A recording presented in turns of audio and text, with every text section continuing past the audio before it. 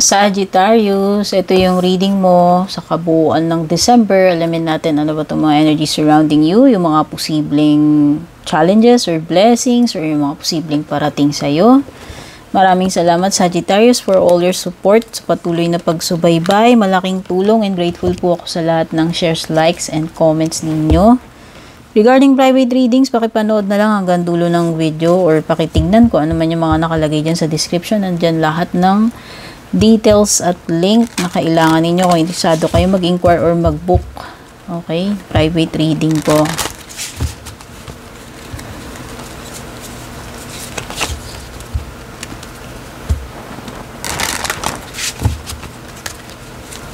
Kuha tayo ng house card. Kuha tayo ng planet card. And kuha tayo ng zodiac sign card.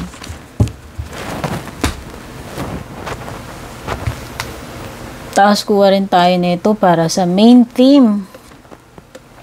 Or ano yung pinaka-highlight ng month ng December para sa iyo, Sagittarius.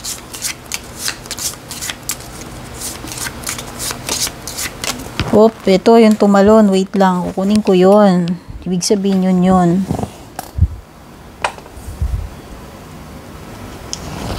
Wow! Happiness. So, yan yung pinaka-overall energy, pinaka-highlight ng iyong December. Tignan pa natin yung house card mo. 12th house.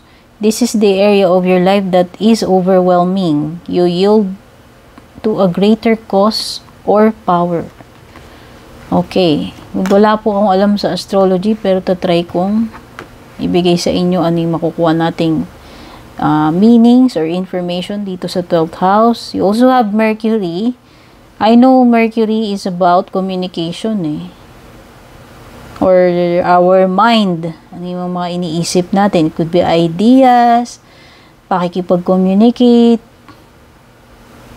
pakikiconnect sa iba, or it could also indicate talk. Ayan, sabi ko nga, mga pakikipag-usap, travel, or write. Or paano mo i-express kung ano yung mga iniisip mo. Kasi kumbaga, meron something about our mind or intelligence. And kung paano natin yon i-communicate sa iba. Kasi merong communication with Mercury. Or travel. Sabihin na natin, pwede ring movement. Okay, tapos ito, ang overall energy ng December mo is Aquarius. This energy is freedom-loving, rebellious, idealistic, and technological. Okay, so parang freedom of expression. Ang nafe-feel ko, kung ano man itong mga ideas mo, mga iniisip mo, o kahit sabihin natin nararamdaman mo, na gusto mong i-express, i-communicate sa iba, or paano mo i-express yung sarili mo. Ewan ko, it's expression ng iyong ideas, mga nalalaman, mga iniisip. Eto, I'm not sure. Tignan ko tong 12th house. Wait lang. Okay. Kasi parang ang sinasabi dito, anything na masyadong overwhelming para sa iyo, Sagittarius. Oo. Anything na nakaka-overwhelm sa iyo, na kailangan mong I don't know, i-release, i-express, ilabas. Pasingawin mo yan. It could be na meron something na na-overwhelm ka na. O it could be on your mind. Meron bang mga something na nagbabother sa iyo, nakaka-overwhelm na sa iyo tong mga bagay na to. It could be mga iniisip mo. So siguro it's makakatulong kung i-express mo yun. Ewan ko kung paano mo siya i-express. Pero meron kasing some kind of expression pagdating dito kay Mercury, kasi meron sinasabi dito about communicating, writing, or traveling. Oh, it could be na isa dito sa mga to yung sinasabing nakaka-overwhelm sa iyo. Okay. So, parang nano ko na. Merong binabanggit about happiness, diba? So, ibig sabihin nito, do what makes you happy. Okay? Kung kailangan mo ng meditation, some kind of, creative expression, para lang mawala itong iyong mga feelings of pagiging overwhelmed. Ayan, pwede mo siyang i-express through communication, writing, or conversations with others na meaningful, or kahit papano may nakikipag-communicate ka, nakikipag-conversation ka sa iba, marirelease mo yung iyong mga frustrations or any ito, kung ano man itong mga nakaka-overwhelm sa iyo. Creative expression nga, diba, yung sinasabi ko kanina. Or traveling. Baka makatulong sa iyo yung mga ganyang bagay. Try talking or having conversations with people na yung makaka-alleviate netong stress mo or itong mga overwhelming feelings mo. Baka kasi minsan, diba, kailangan lang natin mag-vent out. Diba? Minsan nakakagaan sa kalooban natin kung umiyak ka, basta na-express mo yung sama ng loob mo, di gumaan yung pakiramdam mo, kaysa naman ginikim-kim mo lang siya. And hindi mo rin alam na pe-pent up sa'yo, naiipon yan. Ito yung mga overwhelming something na to na binabanggit dito sa 12th house. So, ang nakikita ko dito is, there's a way na magiging happy ka. It's by expressing it creatively. Kung ano man ito, magagawa ka ng parang outlet, a way to vent out. And it's makakatulong yung pagko-communicate, writing, talking, traveling. Dun ka makakalaya Nakikita ko kasi, diba, parang sinasabi dito, Aquarius is about freedom, or yung pagiging rebellious, idealistic, and technological. So, yun. Siguro this December,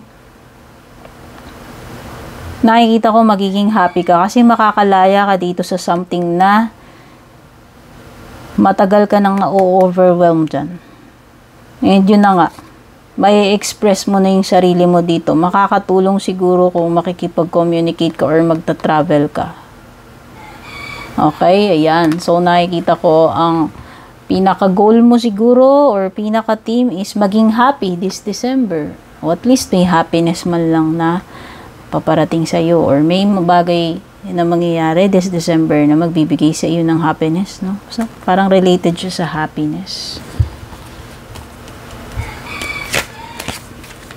Something na magpapalaya sa iyo, something na magpapasaya sa iyo. Yun yung nafi-feel ko with Aquarius and dito sa happiness card mo.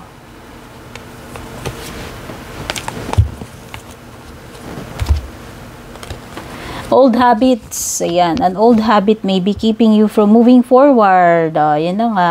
Old habits. Hindi na siya nag-a-apply dito sa Aquarius kasi si Aquarius is makabago. Utopian. Updated. Kumbaga, updated siya sa technology. And itong old habits na to is something na napag-iwanan na, no longer applies to you. Outdated na nga. Kumbaga, Jurassic na yan. Kailangan mo na ng palitan yan. I-upgrade. I-embrace mo itong bago. Ayan Ito yung something na kailangan mong i-let go. Or maybe i-let go mo na. Baka na-realize mo na yan na this December, dapat bago na yung bago na yung approach mo. Ayan Habit yung sinasabi Siguro matagal mo ng habit to na ito yung nagpi-prevent sa iyo. Ito yung malaking blockage sa iyo. So, kung matatanggal mo yan, mag-get rid mo yan, may surrender mo yan dito, or makahanap ka ng way para mabago mo. Bitiwan mo na tong old habit na to and matatanggal yung blockage na yun. That will lead you to happiness. Siguro nga, baka yan yung i-apply mo this December, kaya ka siguro magiging happy dito. And magkakaroon ka ng breakthrough and freedom. Okay? Maaaring iba dito nga, nabanggit ko ba yun? May freedom of expression. Siguro mas magiging malaya kayo na gawin yung gusto nyo, express yung gusto nyo with the Aquarius card and with Mercury. Yun lang yung nafe-feel ko. Okay? Tignan na natin ano pa ibang paparating sa'yo, Aquarius.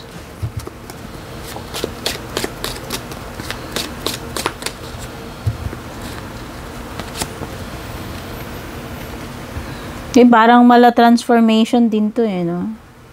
You are getting rid of yung mga bagay na hindi na nagsaserve ng iyong highest purpose. Yung mga bagay na hindi na makakabuti sa iyo, hindi na makaka-contribute sa improvement mo or growth mo. Yan, may vacation. May travel kasi lumitaw dun sa Mercury din. Itong December, bakasyon, holidays. Makakapag-travel ka, makapag-bakasyon ka, kahit papano, makapag-relax ka. Okay? Kakaroon ka ng break. Ayan, you're waiting for communication or news. Ayan na nga, lumitaw na nga, Mercury communication. Okay? Ayan o. Impormasyon, good news man to, bad news, communication, package, or mga kasulatan, may letter. O baka man email to, telegram, o kung ano bang itong ini-expect mo na confirmation or mga documents, sabihin na natin, pwede rin naman, may mga papel-papel dyan. Someone behaving stupidly. May encounter kang person na ganito ngayong December. Someone na hindi nag-iisip ng matino. Or, ewan ko, kolokoy lang no? Stupidly, behaving stupidly daw So, ibig sabihin, hindi yan nag-iisip doon sa mga consequences ng ginagawa niya. May pagka-reckless siya. Sabihin mo na may pagkapasaway. Love life mo naman, tignan natin. Yung mga overall energies pagdating sa iyong love life this December, Sagittarius.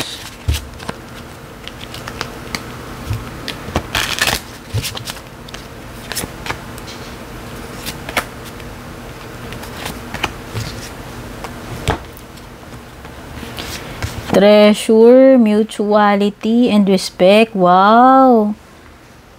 So, ang ganda naman ng energy pagdating sa love life mo. Nakikita ko na iniingatan ninyo yung isa't isa. Nire-respeto ninyo. At ang pinakamaganda dyan, may mutuality. Hindi lang ikaw yung gumagawa niyan, pati siya, ganun din sa iyo. Ayan special kayo para sa isa't isa. Andun din yung respect para sa isa't isa. Andun din yung pagiging equal ng nararamdaman. Pareho ninyong pinapractice yan, ginagawa, binibigay sa isa't isa. You and your partner have reached a state of harmony. So, yun na nga, there is harmony and balance dito sa inyong connection. You have mutual respect, understanding for each other. Kino-coordinate ninyo sa isa't isa yung mga needs ninyo and expectations ninyo with each other. You can respect each other's personality.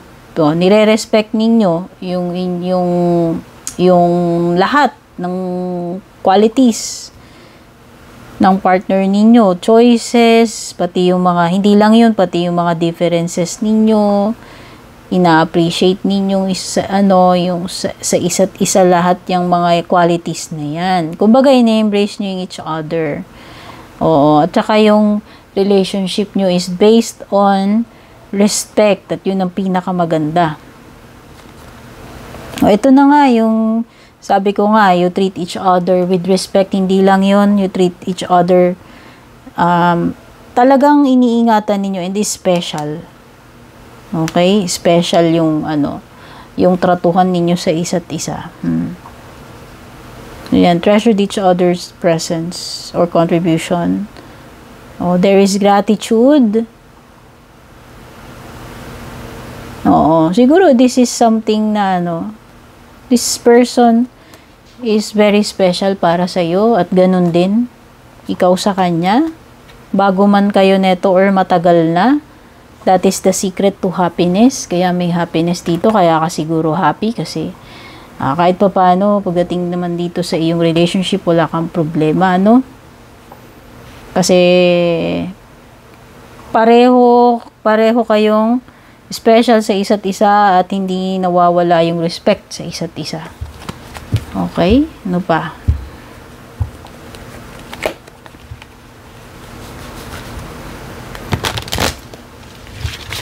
Siguro may mga memories na kayo. Siguro may mga pinagsamahan na talaga kayo na itong person na to. The fact na merong treasure card dito. Okay.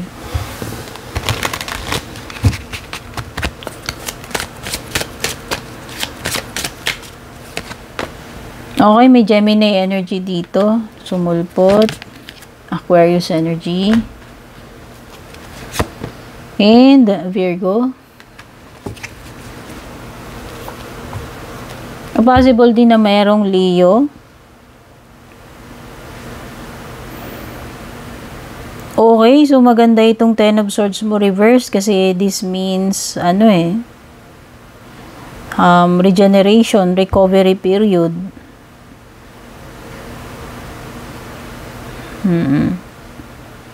Matatapos na kung ano man itong pain or suffering na pinagdadaanan ninyo. So, ngayong December is an indication na hanggang doon na lang siya talaga.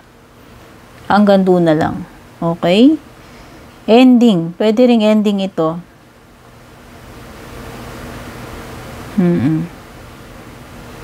Something na nahit niya na yung rock bottom. Kumbaga sabi ko nga naabot na yung hangganan hanggang doon na lang. Dead end na, tapos na. There's no other way but up, no? Yun na lang yun. Okay, definitely may ending. Saan mo na yan, kung ano man to, baka may something ka na matatapos this December. Or, ayun na nga yun, siguro yung mga old habits. Kasi nga dito, sabi dito diba? Para maka-move forward ka na. Oo. Ito yon yung i-release mo. Tatapusin mo na yan.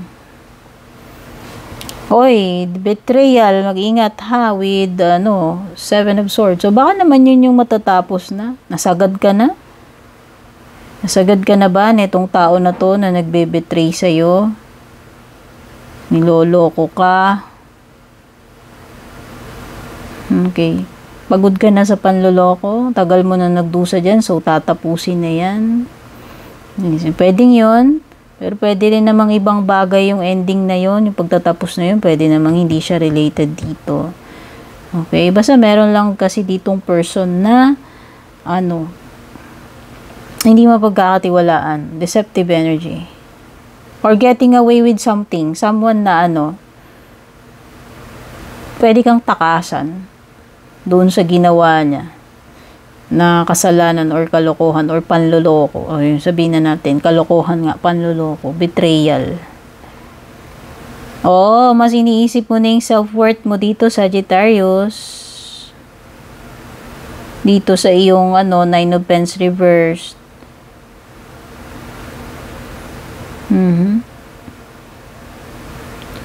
I hope hindi ka living beyond your means, no? Pag sinabi nating living beyond your means, yung hindi naman talaga, alam mo yon, pwedeng hindi mo naman talaga kaya, pero yung ganong lifestyle, pinipilit mo, hindi akma sa'yo, ganyan. Basta nakikita ko lang dito is, mas, self-worth at saka respect may lumilitaw dito. So, pwedeng iba sa inyo yan lang yung isa sa mga bagay na marirealize ninyo sa sarili ninyo na mas magtitira kayo sa sarili ninyo. Kung nawala yung self-worth, self-respect, ito yung bagay na ibabalik ninyo sa sarili ninyo. Pwedeng may realization. Or, pwede din naman itong pagiging super busy. Ayan kasi parang meron something dito, obsession pagdating sa ginagawa mo sa trabaho. O baka pagiging workaholic to. Pwedeng pagiging workaholic. Okay? Ayan, no, pagiging passionate dito sa ginagawa eh. Okay, could be masyado kang excited dito sa ginagawa mo or masyadong buhos-buhos yung energies mo dyan. O, pwede kang makaranas ng delay dito with the Knight of Wands reversed. Or frustration. Kasi nga meron dito someone behaving stupidly, kung sino man yun. Pwede yun yung maging frustration mo or maging cause ng delay, I don't know. Or hassle. Tingnan na natin yung closing message para sa'yo. Okay, yung mga signs dito pwedeng may Aquarius, Virgo, tsaka Gemini and Leo. Okay, lumabas to. Yan na yun. Kunin na natin yan. The answers you need are coming. O, may lumitaw pa ditong Gemini. O, baka may Gemini din. O, yun na nga. Gemini, Aquarius, Virgo, Leo, and Aquarius doon sa taas. So, paparating na yung mga answers na hinihintay mo. Ito yun eh. Bird perched. Ayan o. May news, information, letter, or confirmation, diba? So, ano naman itong mga kasagutan na inaabang-abangan mo? Definitely, ngayong December, paparating na yung mga kasagutan na yan. Or confirmation na yan. Sagittarius. Sana makatulong sa iyo itong reading. Take care. God bless. Babush. And kung balak nyo pong mag-book or mag-inquire ng personal readings ko, basahin nyo lamang po itong nakasulat sa screen or yung nakalagay sa description.